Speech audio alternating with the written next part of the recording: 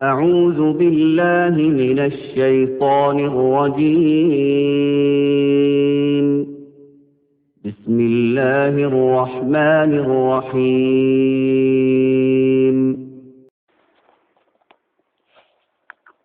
بسم الله الرحمن الرحيم. نحمده ونصلي على رسوله الكريم، أما بعد. قال الله تبارك وتعالى: أعوذ بالله من الشيطان الرجيم. بسم الله الرحمن الرحيم. ربنا وابعث فيهم رسولا منهم يتلو عليهم آياتك ويعلمهم الكتاب والحكمة ويزكيهم إنك أنت العزيز الحكيم. وقال تعالى: أعوذ بالله من الشيطان الرجيم. بسم الله الرحمن الرحيم.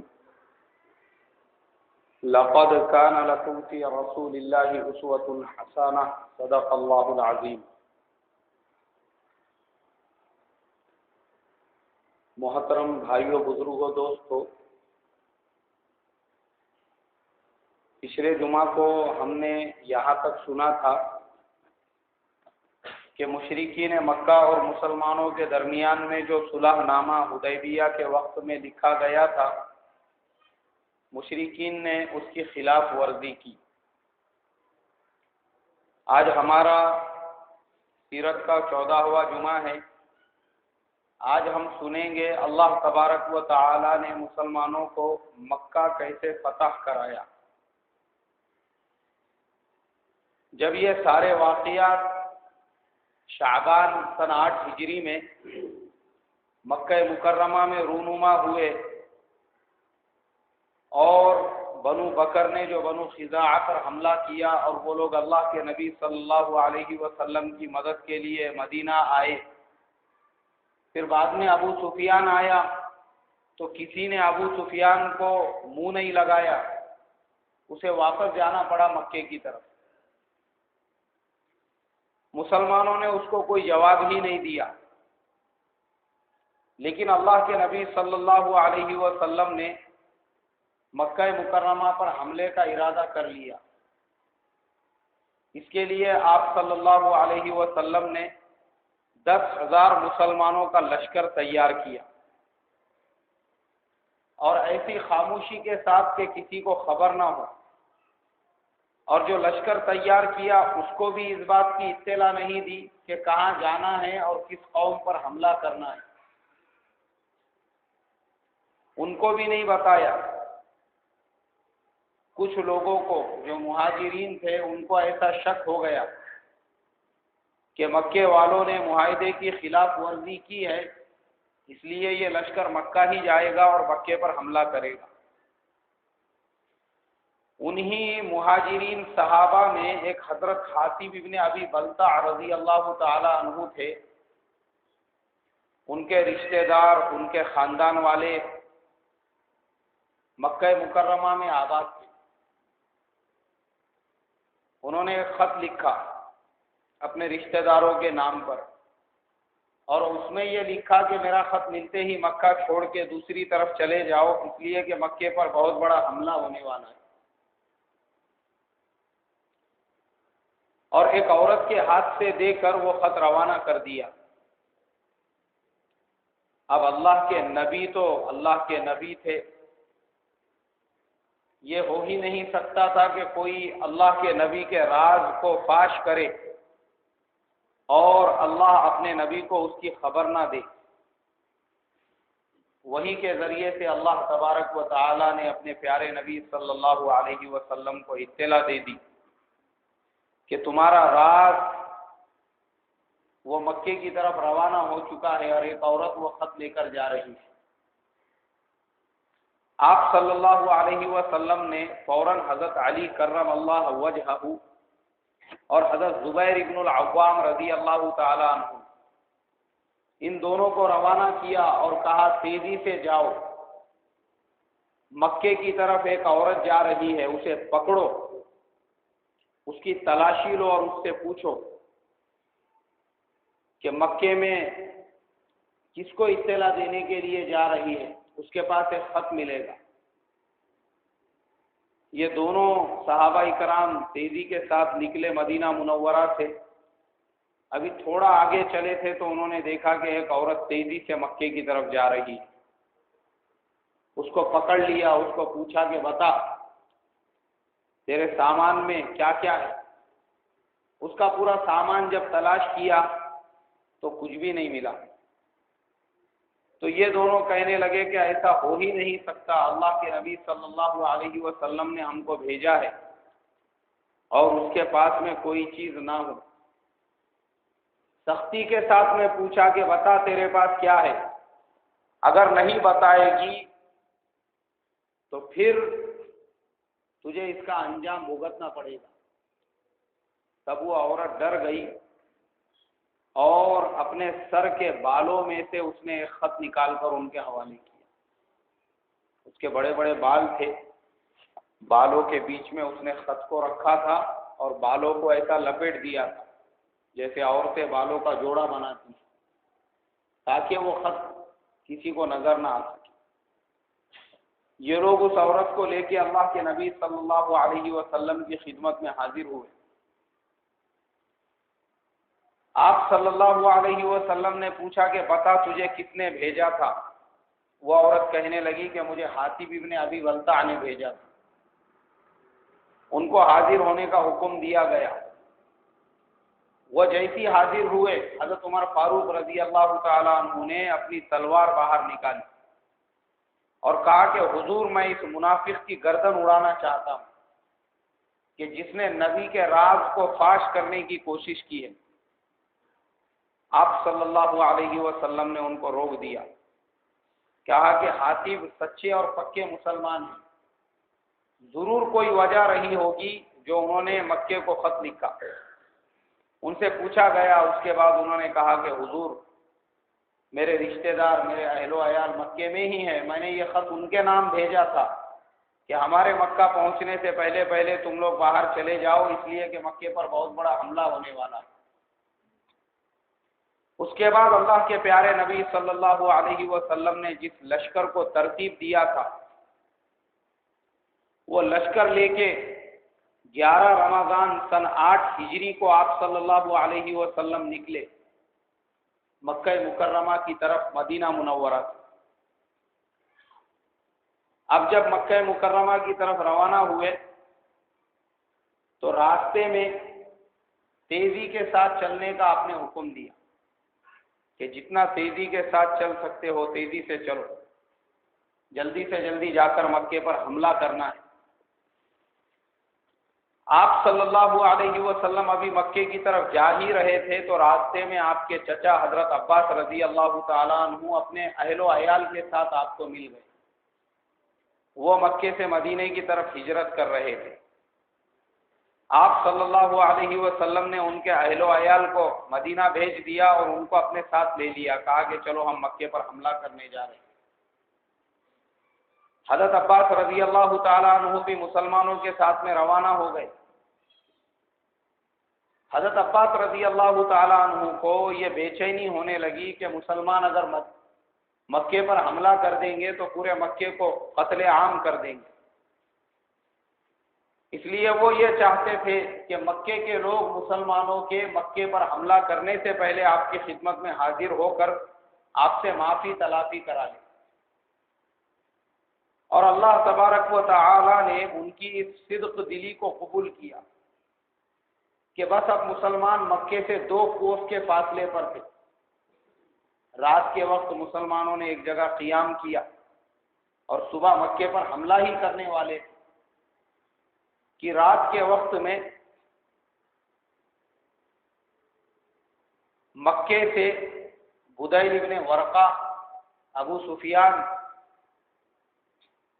حکیم ابن حزام، یہ 3 لوگ حالات دیکھنے کے لیے نکلے. انہوں نے دیکھا کہ مکے سے تھوڑے دوری کے فاصلے پر آگ جل رہی ہے، جگہ جگہ آگ جل رہی ہے اور بہت بڑا لشکر نظر آ رہا ہے، اس لیے کہ 10,000 لوگوں کا وہ لشکر تھا. تو بدیل ابن ورقہ کہنے لگا کہ ہو سکتا ہے یہ ہماری قوم ہے. ابو سفیان نے کہا کہ تمہاری قوم تو کمزور اور ذلیل ہے، اس میں اتنے بہادر اور اتنا بڑا لشکر کہاں سے آئے گا؟ شاید یہ کوئی اور لوگ معلوم ہوتے. دوسری طرف اللہ کے نبی صلی اللہ علیہ وسلم نے حضرت عمر فاروق رضی اللہ تعالی عنہ کو مسلمانوں کی حفاظت کے لیے متعین کیا تھا کہ تم چکر لگاتے رہنا مسلمانوں کے لشکر کے اطراف میں. اور تیسری طرف اللہ کے نبی صلی اللہ علیہ وسلم کے چچا حضرت عباس رضی اللہ تعالی عنہ وہ یہ چاہتے تھے کہ رات کے اسی اندھیرے میں مکے کے کچھ سرداروں کو اطلاع کر دے کہ مسلمان تم پر حملہ کرنے والے ہیں. اس سے پہلے کہ مسلمان مکے پر حملہ کرے تم خود اللہ کے نبی صلی اللہ علیہ وسلم کی خدمت میں حاضر ہو کر معافی تلافی کر لو. حضرت عباس رضی اللہ تعالیٰ عنہ نے اللہ کے نبی صلی اللہ علیہ وسلم کا خچر لیا جس کا نام دلدل تھا، اور اس دلدل خچر کے اوپر سوار ہو کے مکے کی طرف نکلے. تو راستے میں یہ لوگ ملے، ابو سفیان، حکیم ابن حزام اور بدیل ابن ورقہ. یہ تینوں جب ملے تو ابو سفیان سے حضرت عباس رضی اللہ تعالیٰ عنہ نے کہا کہ یہ مسلمانوں کا لشکر ہے اور وہ صبح میں حملہ کرنے والے ہیں مکے کے اوپر. اس سے پہلے کہ مسلمان مکے پر حملہ کرے تو میری امان میں آ جا، میں تجھے اللہ کے نبی صلی اللہ علیہ وسلم کی خدمت میں لے کر چلتا ہوں، وہاں پر چل اور آپ صلی اللہ علیہ وسلم سے معافی تلافی کر لے. حضرت عباس رضی اللہ تعالیٰ عنہ ابو سفیان کو اپنے ساتھ لے کر نکلے اور باقی جو دو لوگ تھے وہ واپس چلے گئے مکے کی طرف. ابو سفیان اللہ کے نبی صلی اللہ علیہ وسلم کی خدمت میں جب حاضر ہونے لگا تو حضرت عمر نے دور سے دیکھا، وہ بھی ننگی تلوار لے کر پہنچ گئے. انہوں نے کہا کہ حضور میں اس کافر کے سر کو قلم کرنا چاہتا ہوں. تو حضرت عباس نے کہا کہ میں نے اس کو امان دی ہے، یہ کچھ بات کرنا چاہتا ہے. اللہ کے نبی صلی اللہ علیہ وسلم نے اس سے کہا کہ دیکھو تم لوگوں کے سامنے ایک ہی راستہ ہے، یا تو ایمان میں داخل ہو جاؤ پھر میدان میں، یا پھر میدان میں اتر کے ہمارے ساتھ لڑو بس. اس نے کہا مجھے صبح تک کا وقت دیجیے. آپ صلی اللہ علیہ وسلم نے اس کو چھوڑ دیا. صبح کے وقت میں، بالکل صبح فجر ہونے کے پہلے کا جو وقت ہوتا ہے اس وقت میں ابو سفیان اللہ کے نبی صلی اللہ علیہ وسلم کی خدمت میں حاضر ہوا اور کہا کہ میں مسلمان ہو جاتا ہوں، ایمان کو قبول کرتا ہوں. اور وہ مسلمان ہو گیا. اللہ کے نبی صلی اللہ علیہ وسلم بہت خوش ہوئے. حضرت عمر تو رات میں چاہ ہی رہے تھے کہ ابو سفیان کی گردن اڑا دے، مگر حضرت عباس نے ان کو روک دیا. تو حضرت عمر نے بھی یہ کہا کہ حضرت عباس سے کہ اے عباس میں تمہاری بہت عزت کرتا ہوں، اس لیے کہ تمہارے مسلمان ہونے سے اللہ کے نبی صلی اللہ علیہ وسلم کو جو خوشی حاصل ہوئی وہ کسی اور کے مسلمان ہونے سے نہیں ہوئی. اور تمہارا مسلمان ہونا مجھے میرے باپ خطاب کے مسلمان ہونے سے زیادہ پسند تھا، اس لیے حضرت عمر پیچھے ہٹ گئے. تو ابھی بھی حضرت عباس ابو سفیان کو لے کر آئے اللہ کے نبی صلی اللہ علیہ وسلم کی خدمت میں، اور پھر یہ کہا کہ حضور ابو سفیان مکے کا سردار ہے، اس کے ساتھ سرداروں جیسا معاملہ کیا جائے. تو آپ صلی اللہ علیہ وسلم نے کہا ٹھیک ہے. آپ صلی اللہ علیہ وسلم نے اعلان کرنے کا حکم دے دیا، جب مکے میں حملہ کیا جائے گا، مسلمان جب داخل ہوں گے تو جو لوگ حرم شریف میں آ جائیں گے ان کو امان دیا جائے گا، جو ابو سفیان کے گھر میں چلے جائیں گے ان کو بھی امان دیا جائے گا، اور جو بغیر تلوار کے راستے میں ملیں گے ان کو بھی امان دیا جائے گا. لیکن کوئی تلوار کے ساتھ اگر مقابلہ کرنے کے لیے آئے گا تو پھر اس سے مقابلہ کیا جائے گا. اب اللہ کے نبی صلی اللہ علیہ وسلم نے الگ الگ قبیلوں کے پاس میں جھنڈے دے دیے اور ہر ایک کو الگ الگ راستے سے داخل ہونے کا حکم دیا. مکے والے جب صبح اٹھے تو انہوں نے اپنی آنکھوں سے یہ منظر پہلی مرتبہ دیکھا کہ ہزاروں کی فوج جو مکے کے مختلف راستوں سے جو ہے مکہ مکرمہ میں داخل ہو رہی ہے۔ اب مکے والے گھبرا گئے، ڈر گئے کہ اب تو ہمارا قتل عام کیا جائے گا، اب تو ہمارے بچنے کی کوئی امید ہی نہیں ہے۔ مگر آپ صلی اللہ علیہ وسلم نے کہا، اے مکے والو، جو حرم شریف میں آ جائے گا اس کو امان ہے، جو ابو سفیان کے گھر میں جائے گا اس کو بھی امان ہے، اور جو بغیر تلوار کے راستے میں ملے گا اس کو بھی امان ہے۔ کچھ لوگوں نے کہا کہ اے اللہ کے نبی، آپ کریم ہیں۔ آپ صلی اللہ علیہ وسلم نے کہا کہ ہاں، میں اسی لیے تمہارے ساتھ کرم کا معاملہ کر رہا ہوں کہ یہ وہی مکہ ہے جہاں میرے صحابہ کو گرم گرم ریت کے اوپر گھسیٹا گیا، یہ وہی مکہ ہے جہاں پر میرے صحابہ کو آگ پر لٹایا گیا، یہ وہی مکہ ہے جہاں پر میرے بدن پر غلاظت اور گندگی ڈالی گئی، اور یہ وہی مکہ ہے جہاں پر میرے رہنے کو دوبھر کر دیا گیا تو مجبوراً مجھے مدینہ منورہ کی طرف ہجرت کرنا پڑی۔ آج اللہ نے مجھے اسی مکہ پر تسلط دے دیا ہے، تو اے مکے والو تم گھبراؤ اور ڈرو مت، میں تمہارے ساتھ وہ معاملہ نہیں کروں گا جو تم نے ہمارے ساتھ کیا ہے، جاؤ میں آج تم سب کو معاف کر دیتا ہوں، لا تثریب علیکم اليوم، میں تم کو وہی کہتا ہوں جو حضرت یوسف علیہ السلام نے اپنے بھائیوں سے کہا تھا کہ آج تم سے ہم کوئی بھی بات کا سوال نہیں کریں گے، آج تم سب کو معاف کر دیا جاتا ہے۔ اور آپ صلی اللہ علیہ وسلم اپنے اونٹنی کے اوپر ہی حرم شریف میں داخل ہو گئے اور بیت اللہ کا آپ نے طواف کیا۔ طواف کرنے کے بعد سب سے پہلا جو کام آپ نے کیا کہ وہ بیت اللہ جس کو اللہ کی عبادت کے لیے تعمیر کیا گیا تھا، اس کے اندر 360 بت رکھے ہوئے تھے، آپ نے ان 360 بتوں کو توڑنے کا حکم دیا۔ حضرت علی کرم اللہ وجہہ بیت اللہ کے اندر داخل ہوئے اور بتوں کو توڑنا شروع کر دیا۔ بیت اللہ کی دیواروں کے اوپر بھی تصویریں بنی ہوئی تھی، بتوں کی تصویریں بنی ہوئی تھی جس کی مکے والے پرستش کیا کرتے تھے۔ آپ صلی اللہ علیہ وسلم نے ان کو بھی مٹانے کا حکم دیا، تو وہ جو دیواریں تھیں جن کے اوپر لوگوں نے، مکے کے مشرکین نے فرشتوں کی اور بتوں کی سب کی تصویریں بنائی ہوئی تھی، ان کو دھویا جانے لگا۔ آج بھی بہت سارے مسلمان برکت کے طور پر اپنے گھروں میں بزرگوں کی تصویریں لگاتے ہیں، جن کا لگانا حرام اور ناجائز ہے۔ بہت سارے گھروں میں، بہت سارے مسلمان اپنے گھروں میں کربلا کے گھوڑے کی بھی تصویریں لگاتے ہیں، اس کے آنگ پہ سب چاروں طرف سے تیر لگے ہوئے رہتے ہیں۔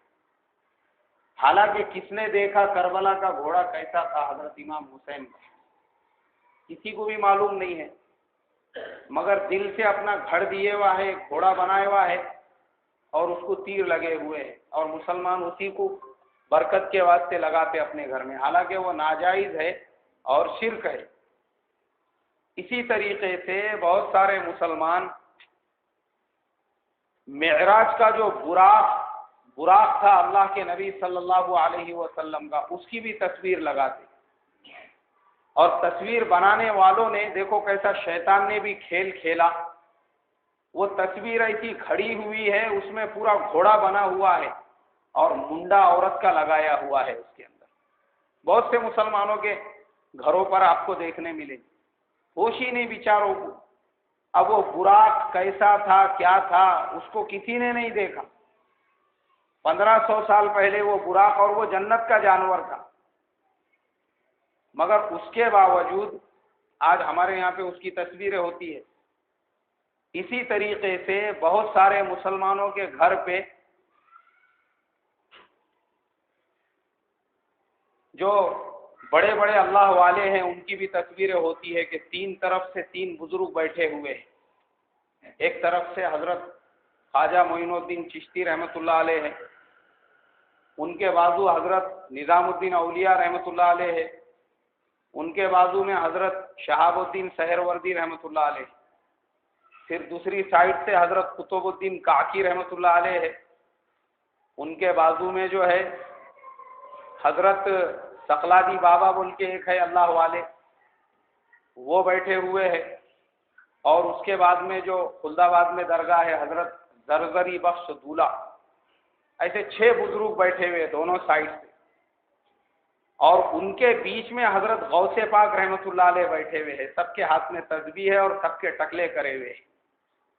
اب یہ جو فوٹو اتارنے والا ہے، میں سوچتا ہوں کہ اس کو کہاں سے جو ہے پتہ چلا یا اس کو الہام ہوا، دل سے کھڑی ہوئی تصویریں، حالانکہ 6 کے 6 اللہ والوں کا ان کا کوئی کمبینیشن نہیں ہے آپس میں، 6 کے 6 کے زمانے میں 100 200 سال کا فرق ہے، اور علاقوں کا بھی فرق ہے، کوئی بغداد کے تھے، کوئی ہندوستان کے تھے، کوئی ایران کے، مگر گھڑ دیے ہوا ہے، اور مسلمان برکت کے طور پہ اس کو بھی لگاتے اپنے گھر کے اندر، ان کو ایسا لگتا کہ بس اب یہ تصویر لگانے سے ہمارے بچے بھی ایسی بزرگ بن جائیں گے، خالی فوٹو دیکھ دیکھ، دن بھر ویڈیو گیم کھیلیں گے، موبائلوں پہ گیم کھیلیں گے، ٹی وی پہ فلمیں دیکھیں گے، اور بس فوٹو دیکھ دیکھ کے اللہ والے بن جائیں گے، وہ ان کو پڑھنے لکھنے کی کوئی ضرورت نہیں۔ اور کچھ جگہ پر یہ فوٹو دیکھنے کو ملتی ہے کہ حضرت سیلانی بابا جو ہے وہ بیٹھے ہوئے ہیں ایسا ہاتھ میں تسبیح لے کے، اور پیچھے شیر کھڑے ہوا ہے، ان کے بازو میں ہرن چر رہے، ان کے ادھر سے سانپ جو ہے ادھر ادھر سے گزر رہے، وہ بھی لوگ لگاتے ہیں۔ تو یہ تمام تصویریں لگانا شرک اور ناجائز ہے۔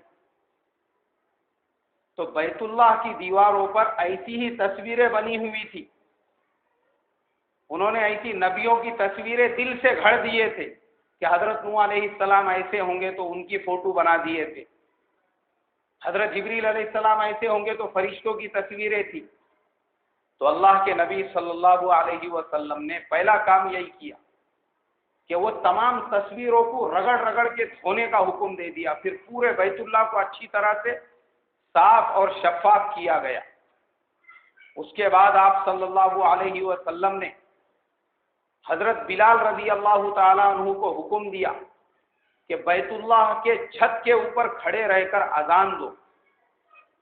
حضرت بلال رضی اللہ تعالیٰ عنہ جیسے ہی بیت اللہ کی چھت پر چڑھے تو مکے کے جو بڑے بڑے سردار تھے وہ کہنے لگے کہ کاش یہ دن دیکھنے سے پہلے ہم مر جاتے تو اچھا رہتا، کہ ہمارا غلام آج اس کی اتنی جرأت ہو گئی کہ وہ بیت اللہ کی دیوار پہ کھڑے رہ کر اذان دے رہا ہے، کیونکہ وہ زمانے میں غلاموں کو پرمیشن نہیں تھا حرم شریف میں آنے کا، غلام بالکل بے حیثیت ہوتے تھے، مگر اسلام نے حضرت بلال رضی اللہ تعالیٰ عنہ کو اتنی عزت دی تھی، کیونکہ اسلام میں غلام، بادشاہ، امیر، غریب، مالدار، برادری، خاندان، یہ سب چیزوں کی کوئی حیثیت نہیں۔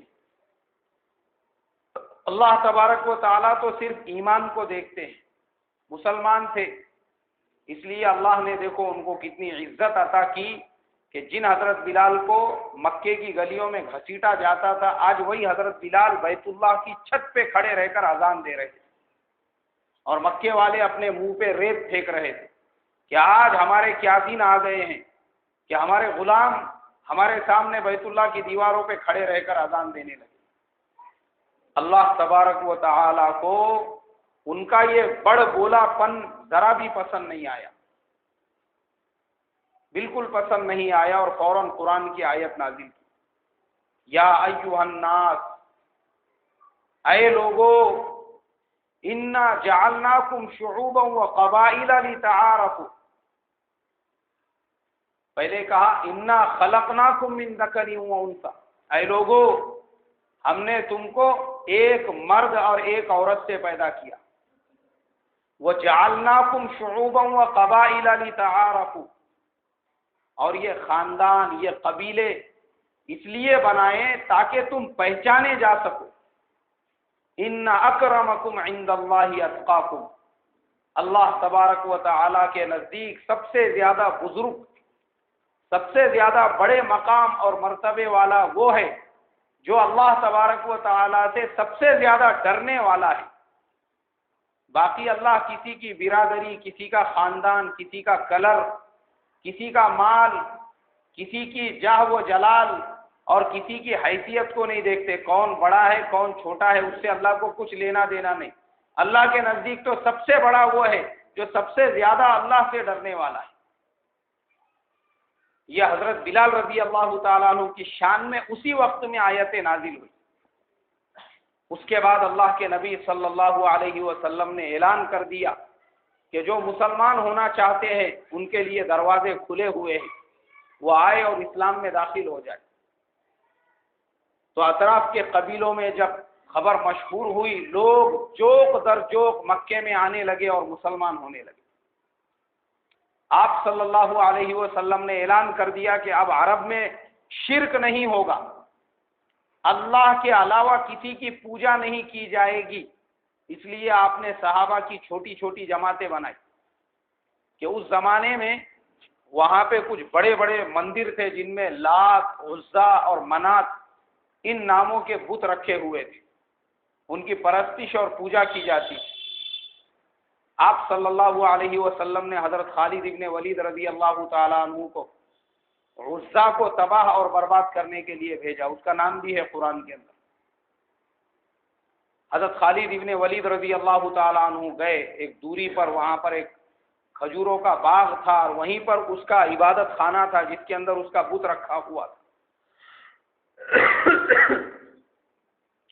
اس بت خانے کے اطراف میں سارے لوگ جمع ہو گئے اور کہنے لگے کہ تم اس بت کو نہیں توڑ سکتے، اگر اس بت کو توڑو گے تو زمین میں زلزلے آئیں گے، آسمان سے آگ برسیں گی اور تم تباہ اور برباد ہو جاؤ گے۔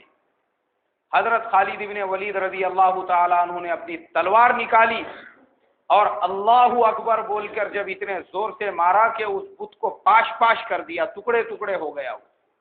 نہ زمین میں زلزلہ آیا، نہ آسمان سے آگ برسی اور نہ ہی وہ تباہ اور برباد ہوئے۔ اس کے بعد تقریباً آپ 50 سال تک زندہ رہے، کچھ بھی نہیں ہوا۔ پھر حضرت عمرو ابن عاص رضی اللہ تعالیٰ عنہ وہ دوسری طرف گئے، وہاں پہ منات نام کا بت تھا اور اس کا بھی بہت بڑا عبادت خانہ تھا۔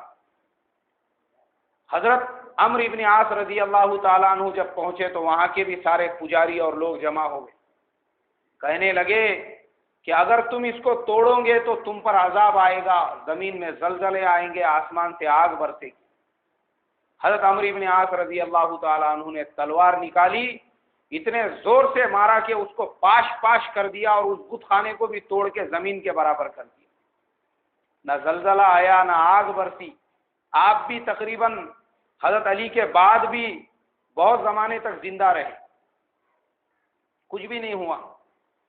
اطراف میں جتنے بت تھے، جہاں جہاں بھی غیر اللہ کی عبادت کی جاتی تھی، آپ صلی اللہ علیہ وسلم نے سب کے نیست و نابود کرنے کا حکم دیا اور وہ سب کیا جانے لگا۔ سارے قبیلے آ کر مسلمان ہو رہے تھے، مگر کچھ لوگ ابھی بھی باقی تھے جن کے اندر کا کبر اور اکڑ وہ ابھی بھی ان کو دین سے اور ایمان سے روک رہا تھا۔ انہی میں طائف کے لوگ تھے، قبیلہ حوازن اور بنو ثقیف کے لوگوں نے مل کے پھر ایک متحدہ جماعت تیار کی اور کہا کہ ہم مسلمان نہیں ہوں گے، ہم بجائے مسلمان ہونے کے مکے پر حملہ کر دیں گے۔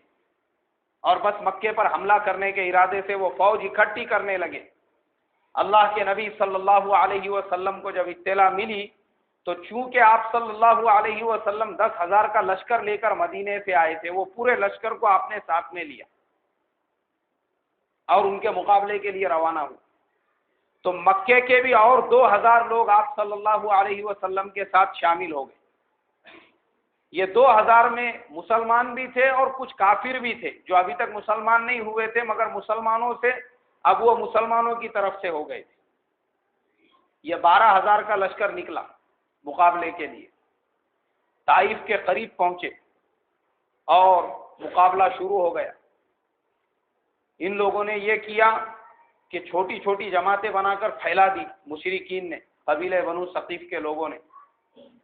اور مسلمان جب رات میں آرام کر رہے تھے، صبح ہونے سے پہلے مسلمانوں پر حملہ بول دیا۔ جیسے ہی مسلمانوں پر حملہ بول دیا، مسلمانوں کا لشکر منتشر ہو گیا۔ یہ جو 2000 لوگ تھے مکے سے جو ساتھ میں ہوئے تھے، سب سے پہلے تو وہ ڈر کے بھاگ گئے، تو باقی کے جو 10,000 آپ کے ساتھ آئے ہوئے تھے یہ بھی پھیل گئے چاروں طرف۔ اللہ کے نبی صلی اللہ علیہ وسلم نے جب یہ منظر دیکھا کہ یہ وہی صحابہ ہے، جب یہ 313 تھے تو انہوں نے ہزاروں کی اینٹ سے اینٹ بجا دی تھی، آج یہی مشرکین پلاننگ کے ساتھ میں انہوں نے ایسے حملہ کیا کہ یہ 12,000 ہو کے بھی سب پھیل گئے چاروں طرف۔ آپ صلی اللہ علیہ وسلم ایک ٹیکڑے پر کھڑے ہوئے اور کہا کہ انا النبی لا کذب، انا ابن عبد المطلب، دیکھو میں تمہارا نبی ہوں اور میں جھوٹا نبی نہیں ہوں، اور میں عبد المطلب کا بیٹا ہوں۔ زور زور سے آپ ایسا آواز لگانے لگے تو حضرت عباس رضی اللہ تعالیٰ عنہ، ان کا آواز بہت زیادہ اونچا تھا، وہ آئے بازو میں کھڑے رہ کے اور زور سے چلانے لگے، تو دونوں کی آواز سن کے جو لشکر منتشر ہو گیا تھا وہ جمع ہونا شروع ہوا، اور اللہ نے مسلمانوں کو کامیابی عطا کی۔ اب اللہ کے نبی صلی اللہ علیہ وسلم نے طائف کی طرف آگے بڑھنے کا حکم دیا، اور حوازن اور ثقیف کے قبیلوں کا محاصرہ کیا گیا 20 دن تک۔ اس لڑائی کے اندر ہزاروں مشرکین مارے گئے، لیکن مسلمانوں کی طرف سے صرف 4 لوگ شہید ہوئے، اور وہ 4 لوگ بھی وہ تھے جو مکے کے 2000 شامل ہوئے تھے۔ اس کے علاوہ مسلمانوں کا کوئی نقصان نہیں ہوا، بلکہ الٹا اللہ نے مسلمانوں کو ایسی کامیابی دی کہ 6000 غلام اور باندیاں مسلمانوں کے قبضے میں آ گئے، اور 44,000 اونٹ اور 44,000 گائے، بھیڑ، بکریاں، یہ سب غنیمت کا مال مسلمانوں کو ملا، اور 4000 اوقیہ چاندی بھی مسلمانوں کے حصے میں آئی۔ اتنا بڑا غنیمت کا مال ملا، لیکن آپ نے حکم دیا کہ ان کا محاصرہ کرو، تو وہ جو محاصرہ کیا گیا 20 دن کا، اس میں پھر واپس سے 8 مسلمان شہید ہو گئے، اس طریقے سے 12 مسلمان شہید ہوئے۔ اب اللہ کے نبی صلی اللہ علیہ وسلم نکلے وہاں سے، اور مکہ اور طائف کے درمیان میں ایک مقام ہے جس کو جعرانہ کہتے ہیں، وہاں پہ ایک مسجد بھی ہے، ایک کنواں ہے پانی کا، اور چھوٹا سا قبرستان بنا ہوا ہے۔ اسی قبرستان کے اندر یہ 12 صحابہ اکرام رضوان اللہ تعالی علیہم اجمعین کی قبریں ہیں۔ تو پہلے ہمارے انڈیا اور پڑوس کے ملک کے جو حاجی جاتے تھے وہ قبرستان کی مٹی لے کر آتے تھے، تو وہاں کی گورنمنٹ نے ابھی فی الحال اس کو چاروں طرف سے بند کر دیا ہے قبرستان کو، کیونکہ ہمارے یہاں کے لوگ جب وہاں پہ جاتے ہیں تو کہیں کی بھی مٹی، کہیں کے بھی پتھرے لینا شروع کر دیتے، کیونکہ عادت پڑی ہوئی ہے یہاں پہ درگاہوں کی اگربتی کی راکھ چاٹنے کی۔ ان کو لگتا ہے ابھی اتنے دور انڈیا میں جب راکھ چاٹ رہے تو وہاں کی مٹی چاٹنے میں کیا نقصان ہے۔ تو جہاں کچھ دکھتا، اس کے لیے جس گھر میں اللہ کے نبی صلی اللہ علیہ وسلم کی ولادت ہوئی تھی، ابھی وہاں پر لائبریری ہے، تو اس کے چاروں طرف سے آرمی کے لوگ کھڑے ہوئے رہتے، فوجی گارڈ کھڑے ہوئے رہتے، لوگوں کو دور ڈھکیلتے۔ میں بولا بھائی باہر کھڑے رہنے کی کیا ضرورت ہے؟ بولے اس لیے کھڑے رہتے کیونکہ تمہارے انڈیا کے لوگ آ کے اس کے دیواروں کو بھی چاٹنا شروع کر دیتے، تو ان کو دور کرنے کے لیے یہاں باہر بھی کھڑے رہنا پڑتا، نہیں تو کچھ دنوں میں دیوار کے کھپلیاں نکال کے اندر تک لوگ گھس جائیں گے، بولے چاٹنے کیونکہ کمی نہیں، ہزاروں لاکھوں کی تعداد میں لوگ ہوتے ہیں۔ تو وہ قبرستان ابھی بھی باقی ہے جہاں پہ یہ 12 صحابہ کو دفن کیا گیا تھا، مگر وہیں جیرانہ کے کنویں کے پاس میں انہوں نے وہ پوری باؤنڈری بنا کے ابھی اس کو پیک کر دیا، اندر داخل نہیں ہو سکتے۔ تو ہم لوگوں نے پتھرے رکھے ہوئے تھے، اس کے اوپر پیر رکھ کے کھڑے رہ کے وہیں سے جو ہے دعا وغیرہ پڑھ کے اس قبرستان کی زیارت کی، اور وہ مسجد بھی ہے۔ تو وہاں پہ اللہ کے نبی صلی اللہ علیہ وسلم نے بیٹھ کے غنیمت کا یہ جو پورا مال تھا وہ تقسیم کیا، غلام باندیاں بھی تقسیم کیے، اور وہ جو سونا چاندی تھا 4000 اوقیہ جو چاندی تھا، اور 44,000 اونٹ اور 44,000 بھیڑ بکریاں اور گائے تھے، وہ سارے کے سارے آپ نے تقسیم کیے۔ انصار کو بہت کم ملا، جو نئے مسلمان تھے مکے کے ان کے حصے میں بہت زیادہ آ گیا۔ اب اللہ کے نبی صلی اللہ علیہ وسلم کو کچھ لوگ جانتے تھے طائف کے کہ حضور صلی اللہ علیہ وسلم نے دائی حلیمہ کا دودھ پیا ہے، اور وہ دائی حلیمہ طائف کی ہی رہنے والی تھی۔ کچھ لوگ آئے آپ کے پاس اور کہنے لگے کہ حضور ہم دائی حلیمہ کے خاندان کے لوگ ہیں، ہم آپ کو ان کے دودھ پینے کا واسطہ دیتے ہیں، آپ ہم لوگوں کو آزاد کرنے کا حکم دے دو۔ آپ صلی اللہ علیہ وسلم نے کہا ٹھیک ہے، ایک کام کرو، جب ظہر کی نماز ہوں گی اور میں مصلی پہ بیٹھوں گا تو سارا مجمع ہوگا، اس وقت تم کھڑے رہ کر مجھ سے کہنا تاکہ سارے لوگ سن سکیں۔ انہوں نے ایسا ہی کیا۔ اللہ کے نبی صلی اللہ علیہ وسلم نے کھڑے رہ کر پھر ان کی جو بات تھی وہ سننے کے بعد آپ کھڑے ہو گئے اور تمام صحابہ کے سامنے کہا کہ لوگوں، یہ دائی حلیمہ کے خاندان کے لوگ ہیں جنہوں نے مجھے دودھ پلایا تھا۔ آپ کا مزاج تو بالکل نرمی کا تھا، آپ تو رحم و کرم کے سمندر میں ڈوبے ہوئے تھے، خود آپ صلی اللہ علیہ وسلم عفو و درگزر کا سمندر تھا۔ آپ صلی اللہ علیہ وسلم نے کھڑے رہ کر کہا کہ میرے اور میرے خاندان بنو عبد المطلب کے اندر جتنے بھی غلام اور باندیاں آئے ہیں طائف کے، ہم تمام کو آزاد کرنے کا حکم دیتے ہیں۔ جب اللہ کے نبی نے آزادی کا حکم دیا تو دوسرے صحابہ کیسے ان کو غلام اور باندیاں بنا کے رکھ سکتے تھے؟ پھر انصار اور مہاجرین سب کھڑے ہوئے اور سب نے یہ اعلان کیا کہ اے اللہ کے نبی صلی اللہ علیہ وسلم، جب آپ نے ان کو آزاد کر دیا تو ہم بھی ان کو آزاد کرتے ہیں۔ ایک اللہ کے نبی کے آزاد کرنے کی وجہ سے 6000 لوگوں کو ایک دم آزادی مل گئی، سارے کے سارے لوگ آزاد ہو گئے۔ اور جو غنیمت کا مال تقسیم ہوا، انصار میں 6 گوئیاں ہونے لگی کہ آپ صلی اللہ علیہ وسلم نے مکے والوں کو زیادہ دیا۔ آپ صلی اللہ علیہ وسلم گئے انصار کی جماعت کے پاس اور کہنے لگے آپ صلی اللہ علیہ وسلم انصار سے کہ اے انصار، تم جانتے ہو تم گمراہی میں تھے، اللہ تبارک و تعالیٰ نے میری وجہ سے تم کو ہدایت عطا کی۔ انصار کہنے لگے کہ بے شک بالکل صحیح ہے۔ آپ نے کہا کہ اے انصار، تم آپس میں ایک دوسرے کا خون بہا رہے تھے، لیکن جب میں مدینے میں آیا میری وجہ سے آپس میں محبت ہو گئی اور لڑائی ختم ہو گئی۔ کہنے لگے کہ حضور بالکل صحیح ہے۔ آپ نے کہا کہ اے انصار، میں جب مکے سے مدینے میں آیا تو تم لوگ سب فقیر تھے، غریب تھے، لیکن اللہ نے اسلام کو غلبہ دیا، خیبر فتح ہوا، تم سارے کے سارے امیر بن گئے۔ کہنے لگے کہ اے اللہ کے نبی بالکل صحیح ہے۔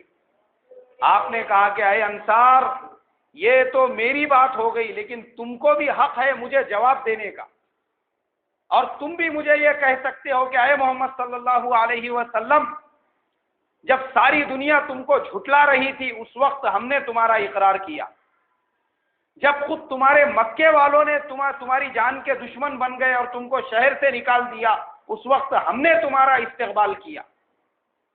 تم بھی مجھ سے یہ کہہ سکتے ہو کہ اے محمد صلی اللہ علیہ وسلم، جب تم بے سہارا تھے، تمہارا کوئی سہارا نہیں تھا، ہم مدینے والوں نے تم کو سہارا دیا۔ آپ صلی اللہ علیہ وسلم نے جب یہ کہا تو انصار رونے لگے۔ آپ نے کہا کہ نہیں، تم مجھے ایسا کہہ سکتے ہو، اور اس کے بعد پھر آپ نے یہ کہا کہ اے انصار، میں تم سے بہت زیادہ محبت کرتا ہوں، تم نہیں جانتے۔ ارے اگر میں مدینے کی طرف ہجرت نہیں بھی کرتا تو اللہ سے یہ دعا کرتا تھا کہ اے اللہ مجھے پیدا کر تو انصار میں پیدا کر۔ اے انصار، تم ہدایت کا ساتھ دینے والے لوگ ہو، اے انصار تمہارے بے شمار فضائل ہے، اللہ کے نبی نے ان سے کہا۔ اور اس کے بعد یہ کہا کہ اے انصار، کیا تم یہ پسند کرتے ہو لوگ اپنے گھروں کو اونٹ، گائیں، بیل، بکریاں لے کر جائے اور تم اپنے گھر پر اللہ کا نبی لے کر جائے؟ جیسے ہی آپ صلی اللہ علیہ وسلم نے یہ کہا، انصار دہاڑے مار مار کر رونے لگے، یہاں تک کہ آنسوؤں سے ان کی داڑیاں تر ہو گئی۔ اور پھر اس کے بعد آپ صلی اللہ علیہ وسلم نے یہ کہا کہ اے انصار، میں نے یہ جو نئے مسلمان ہیں ان کے اوپر کرم اور عفو و درگزر اس لیے کیا، ان میں بہت سے کافر بھی ہیں جو ابھی تک مسلمان نہیں ہوئے، اس لیے میں نے ان کی زیادہ امداد کی تاکہ ان کے ساتھ میں تالیف قلب کا معاملہ کر سکوں، ان کا دل رکھنے کے لیے، اور اس لیے تاکہ یہ مسلمانوں کے اخلاق دیکھ کر ایمان میں اور اسلام میں داخل ہو جائے۔ یہ تھے میرے پیارے نبی صلی اللہ علیہ وسلم کے اخلاق۔ اب میرے محترم بزرگوں، آج ہم نے فتح مکے کا واقعہ سنا، اب اس کے بعد کے جو واقعات ہیں انشاءاللہ اگلے جمعہ کو بیان ہوں گے، جن کی سنتیں باقی ہے وہ پڑھ